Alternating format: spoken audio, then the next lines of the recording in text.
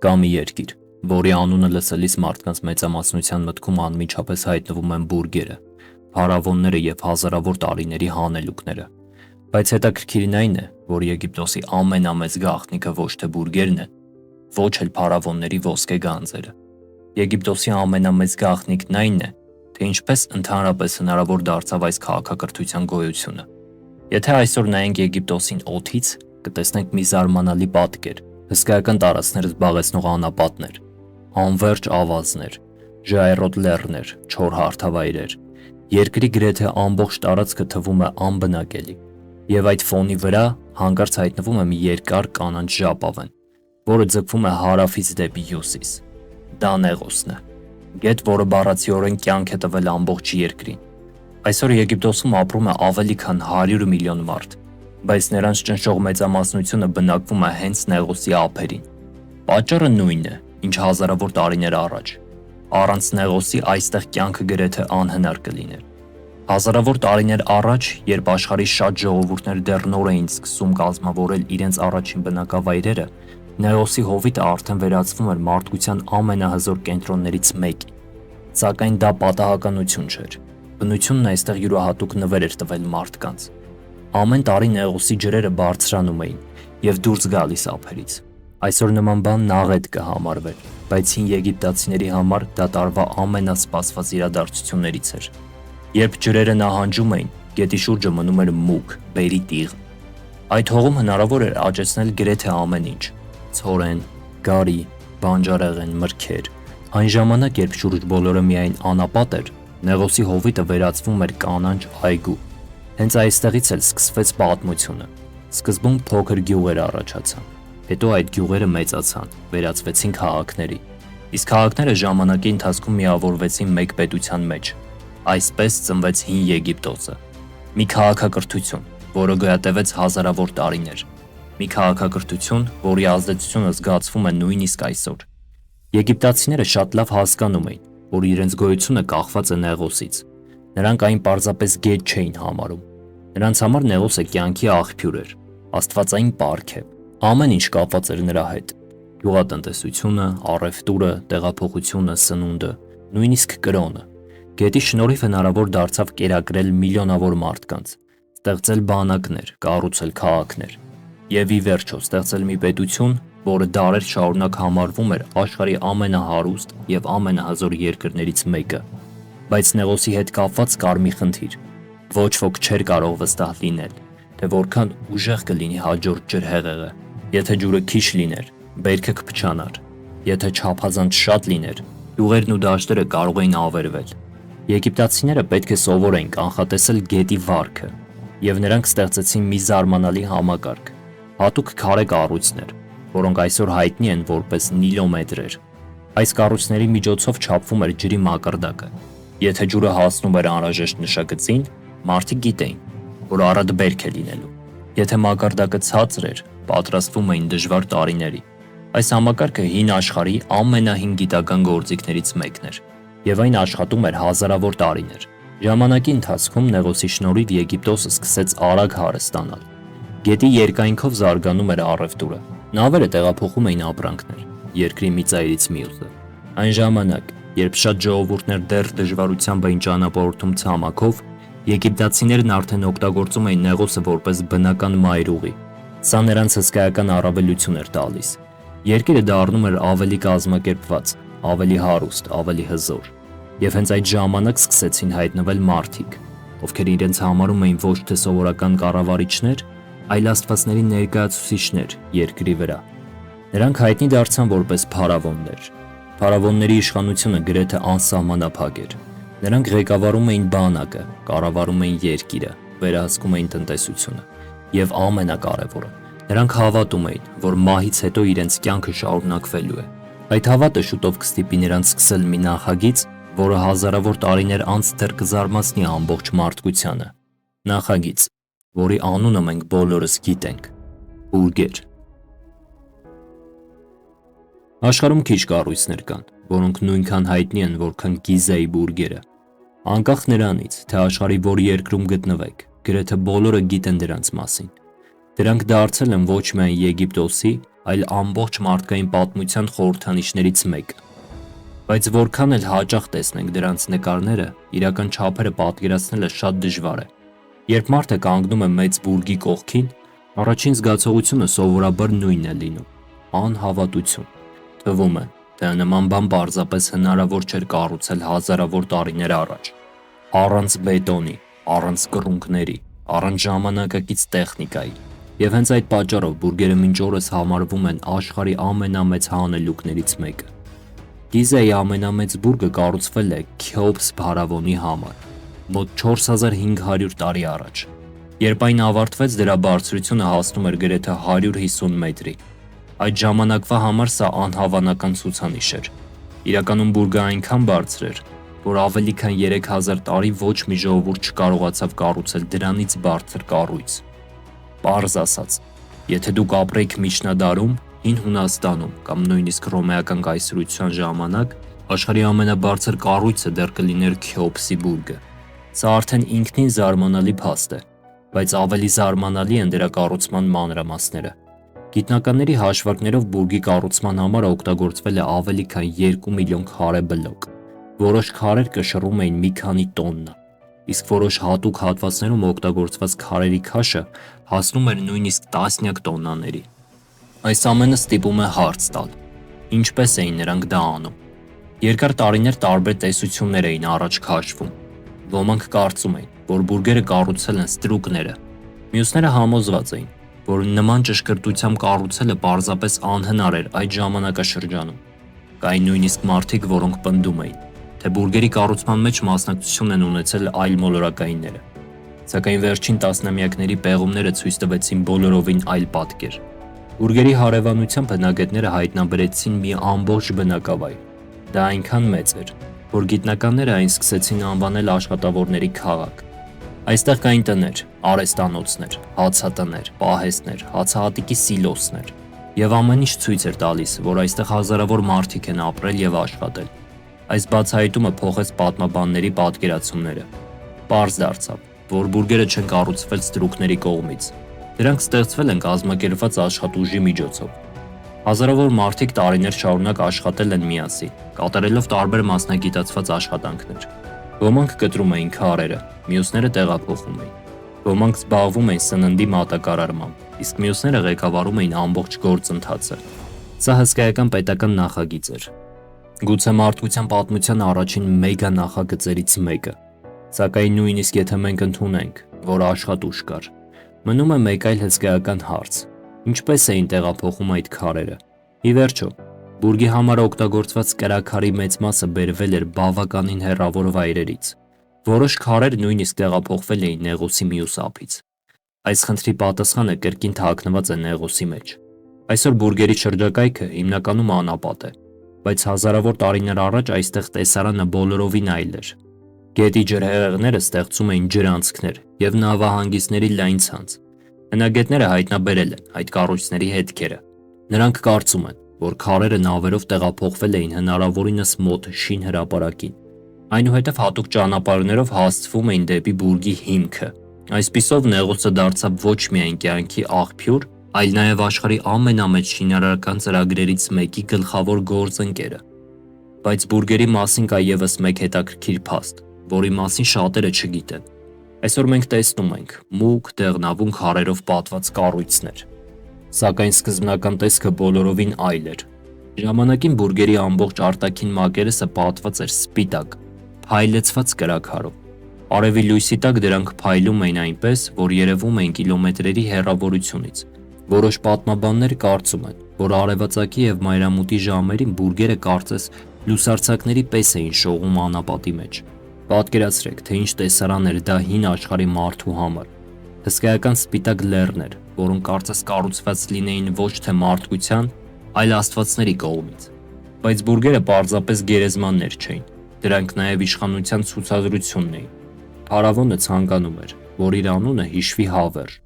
որ իր ուժը տեսանելի լինի նույնիսկ մահից հետո։ Եվ այդ առումով բուրգերը կատարելապես կատարեցին իրենց առաքելությունը։ Քանի որ հազարավոր տարիներ անց մենք դեռ խոսում ենք դրանց մասին, դեռ ուսումնասիրում ենք, դեռ փորձում ենք հասկանալ դրանց բոլոր գաղտնիքները։ Սակայն որքան մեծ էին բուրգերը, այնքան ավելի մեծ էր մեկ այլ խնդիր՝ գանձագողերը։ Փարավոնները հավատում էին, որ իրենց հետ թաղված ոսկի, զարդերը եւ սրբազան իրերը պետք են լինելու հաջորդ կյանքում, բայց շատերը ցանկանում էին հասնել այդ հարստությունների, եւ ժամանակի ընթացքում բուրգերը սկսեցին թալանվել։ Դա ստիպեց եգիպտական կառավարիչներին նոր լուծում փնտրել։ Նրանք որոշեցին այլևս չկառուցել հսկայական բուրգեր, փոխարենը ընտրեցին մի վայր, որը պետք է հավերժ գաղտնի մնար։ Մի վայր, որը հազարավոր տարիներ անց հայտնի դարձավ որպես թագավորների հովիտ։ Բուրգերը կառուցվել էին մեկ նպատակով՝ պաշտպանել փարավոնների մարմիններն ու գանձերը։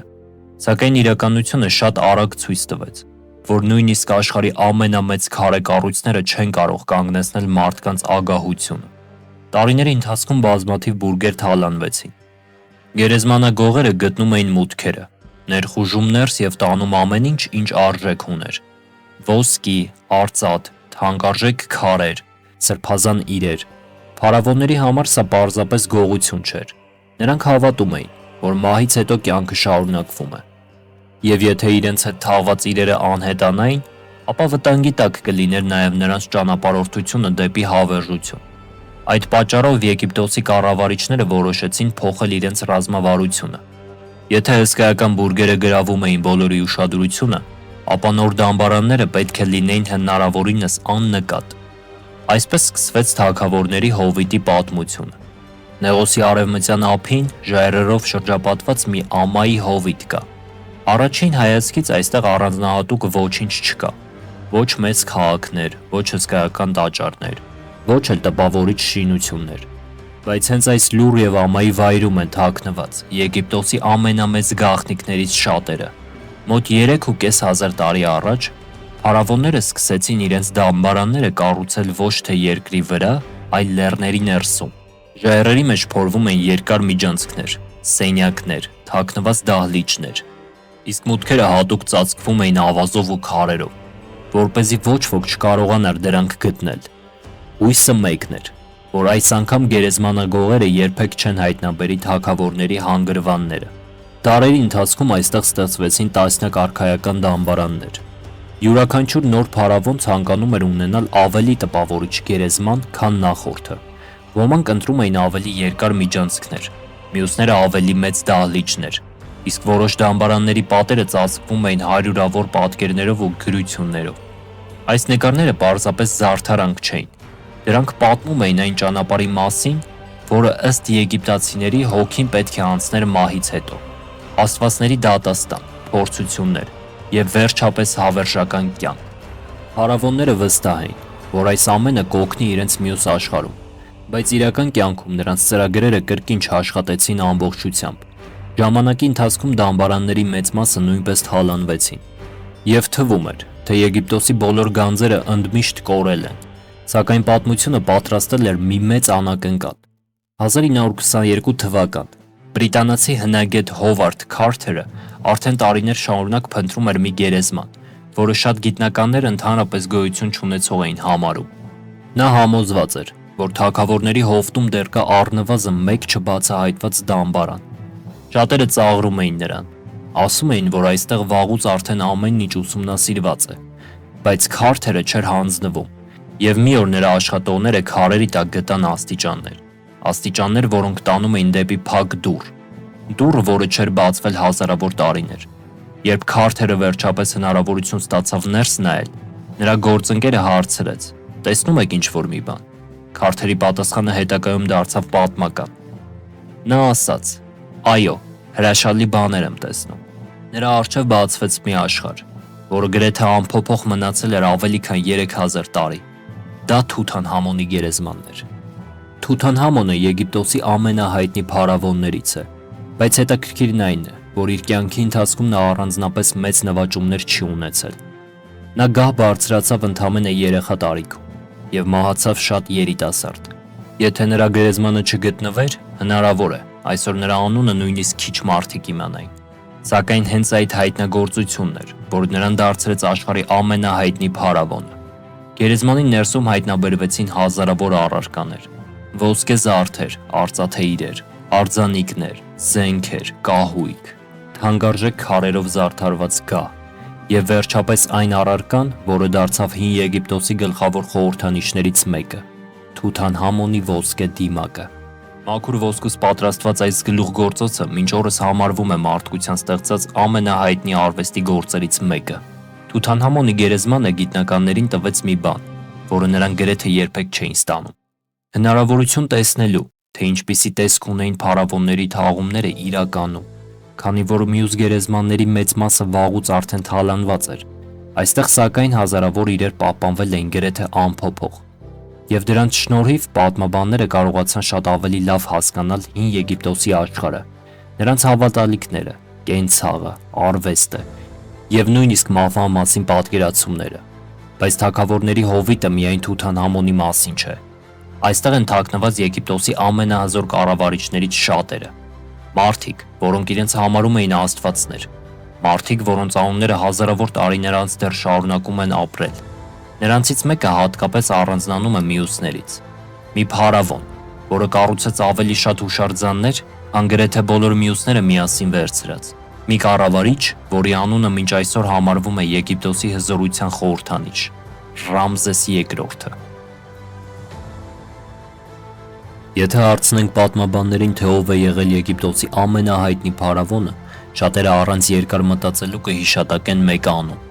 Ռամզես II։ Նրան հաճախ անվանում են Ռամզես Մեծ,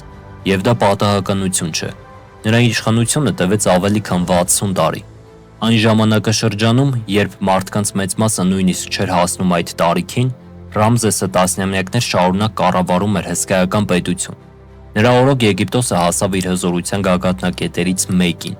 բայց Ռամզեսը միայն կառավարիչ չէր։ Նա ցանկանում էր, որ իր անունը երբեք չմոռացվի։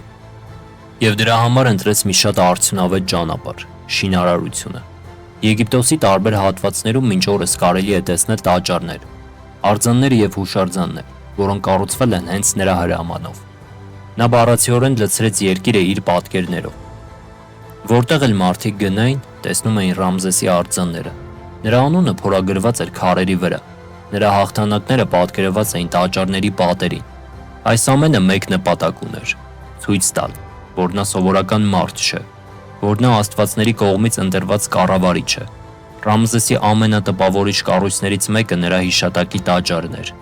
Այն այնքան մեծ էր, որ նույնիսկ այսօր նրա ավերակները հիացնում են այցելուներին։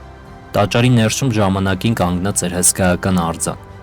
Արձան, որը հասնում էր մոտ 6 հարկանի շենքի բարձրության։ Պարզապես պատկերացրեք, քարից պատրաստված մի հսկա, որը բարձրանում էր քաղաքի վրա եւ բոլորին հիշեցնում, թե ով է երկրի տերը։ Սա միայն ճարտարապետություն չէր, սա իշխանության ցուցադրությունն էր։ Սակայն Եգիպտոսի պատմությունը միայն տղամարդ փարավոնների մասին չէ։ Հազարավոր տարիներ առաջ, մի ժամանակաշրջանում, երբ աշխարհի մեծ մասում կանայք գրեթե երբեք չեն ղեկավարում պետություններ, Եգիպտոսում իշխանության եկավ մի կին։ Նրա անունը Հատշեպսութ էր, եւ նա դարձավ պատմության ամենահաջողակ կին կառավարիչներից մեկը։ Սկզբում շատ մարդիկ չէին ցանկանում ընդունել նրան որպես լիարժեք փարավոն։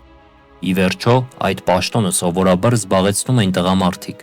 բայց Հատշեպսութը կարողացավ փոխել իրավիճակը։ Նա ոչ միայն պահպանեց իշխանությունը, այլ նաև սկսեց խոշոր շինարարական ծրագրեր։ Նրա օրոք զարգացավ առևտուրը, հարստացավ երկիրը, իսկ ամենակարևորը կառուցվեց մի տաճար, որը մինչ օրս համարվում է հին Եգիպտոսի ճարտարապետության գլուխգործոցներից մեկը։ Այդ տաճարը կառուցվել էր ժայռերի ֆոնին։ Այն կարծես բնական կերպով դուրս էր գալիս լեռներից։ Նույնիսկ այսօր շատ մասնագետներ այն համարում են հին Եգիպտոսի ամենագեղեցիկ կառույցներից մեկը։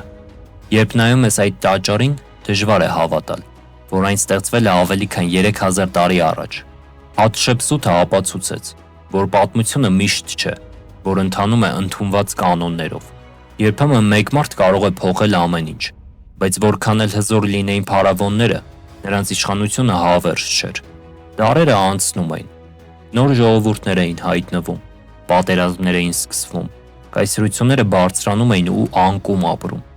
Եվ մի օր եկավ ժամանակ, երբ Եգիպտոսն այլևս աշխարհի ամենահզոր պետությունը չէր։ Փարավոնների դարաշրջանը ավարտվեց։ Եգիպտոսը նվաճվեց օտար ուժերի կողմից։ Սկզբում եկան պարսիկները։ հետո հույները, այնուհետև հռոմեացիները։ Աշխարհը փոխվում էր,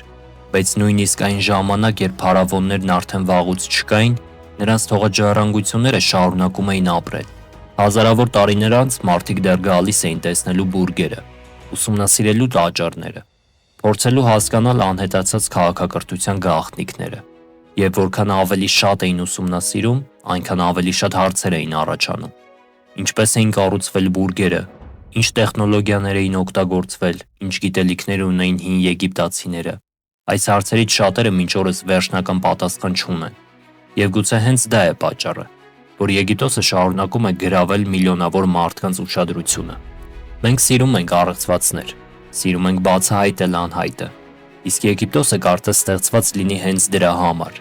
Այստեղ յուրաքանչյուր քար պատմություն ունի, յուրաքանչյուր տաճար թաքցնում է գաղտնիքներ, յուրաքանչյուր գերեզման կարող է փոխել մեր պատկերացումները անցյալի մասին։ Այսօր Եգիպտոսը բոլորովին այլ երկիր է։ Այստեղ ապրում են միլիոնավոր մարդիկ, կառուցվում են նոր քաղաքներ, զարգանում են տեխնոլոգիաները, բայց եթե նայենք երկրի սրտին, կտեսնենք, որ շատ բաներ չեն փոխվել։ Նեղոսը դեռ շարունակում է հոսել նույն ճանապարհով, ինչպես հազարավոր տարիներ առաջ էր։ Նա դեռ կյանք է տալիս մարդկանց, դեռ միացնում է երկրի տարբեր հատվածները եւ դեռ հիշեցնում է, թե որտեղից սկսվեց այս ամբողջ պատմությունը։ Գուցե հենց այդ պատճառով Եգիպտոսը պարզապես երկիր չէ, այն մի տեսակ կամուրջ է, անցյալի եւ ներկայի միջև։ Մի վայր, որտեղ ժամանակը կարծես միաժամանակ շարժվում է երկու ուղղությամբ։ Մի վայր, որտեղ ժամանակակից քաղաքները կանգնած են հազարամյակների պատմության կողքին, որտեղ հին ու նորը գոյակցում են կողք կողքի։ Ավելի քան 5000 տարի է անցել այն պահից, երբ Նեղոսի ափերին հայտնվեցին առաջին բնակավայրերը։ Անհամար սերունդներ են եկել ու գնացել, կայսրություններ են ծնվել ու կործանվել, բայց Եգիպտոսը շարունակում է մնալ մարդկության պատմության ամենահիասքանչ գլուխգործոցներից մեկը։ Մի քաղաքակրթություն, որը ծնվեց անապատի մեջ, կառուցեց աշխարհի ամենահայտնի հուշարձանները եւ իր անունը հավերժ գրեց պատմության մեջ։ Երբ նայում ենք բուրգերին, մենք պարզապես քարեր չենք տեսնում։ Մենք տեսնում ենք մարդկանց երազանքները, նրանց հավատը, նրանց համառությունը եւ նրանց ցանկությունը թողել մի բան, որը կապրի իրենից հազարավոր տարիներ հետո։ Եվ դատելով այն փաստից, որ մենք այսօր դեռ խոսում ենք նրանց մասին, կարելի է վստահ ասել, նրանք հաջողեցին։ Վերջ։